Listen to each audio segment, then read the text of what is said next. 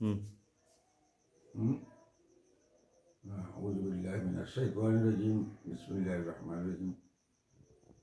আপনারা দেখতেছেন মানব সেবা দপ্তর নিষ্পর্মা সকলে নিয়ে ফেলি।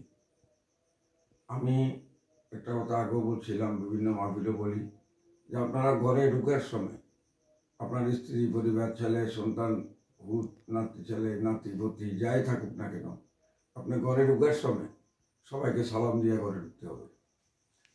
আসসালামু আলাইকুম ইয়া আহলাল বাইত। কেউ থাকলে উত্তর নিবে, আর কেউ না থাকলে ফেরেশতারা আছে, ফেরেশতারা উত্তর নেবে। এটা যদি করতে পারেন তাহলে আপনার ঘরে রুজি রোজগার, আয়, উন্নতি, সুখ শান্তি আল্লাহ বাড়াই দিবে।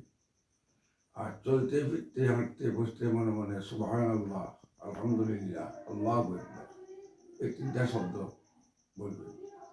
একবার যদি কেউ সুবহানাল্লাহ বলে, দুনিয়ার মাটি হইতে আকাশ পর্যন্ত যে গ্যাপটা আছে, শূন্য শূন্য জায়গাটা আছে, এই শূন্য জায়গাটা আল্লাহ ন্যাকে ভরপুর করে দেবে আপনার আমল নামার মধ্যে।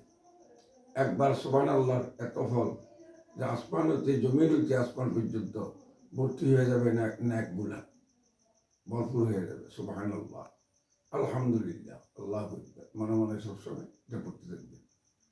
আর সুখ শান্তি, আয় উন্নতি, রুজি রোজগার, ব্যবসা বাণিজ্য সব কিছু হবে যদি সবসময় মনে মনে আস্তাগফিরুল্লাহ, আস্তাগফিরুল্লাহ, আস্তাগফিরুল্লাহ। আস্তাক না, অনেকে আস্তাক বলে, আস্তাগফিরুল্লাহ গ হবে, আস্তাক, আস্তাগফিরুল্লাহ। আর যদি সময় থাকে আপনি পারেন আস্তাগফিরুল্লাহ ইন্নাল্লাহা গাফুরুর রহিম, এতটুকু করতে পারেন।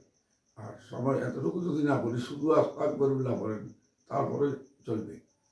এটার দ্বারা বিপদ আপদ, অভাব অনটন, অশান্তি সব কিছু ইনশাআল্লাহ দূর করে দেবে। এটা আমার বহু পরীক্ষিত আমল, আপনাদেরকে আমি দিলাম।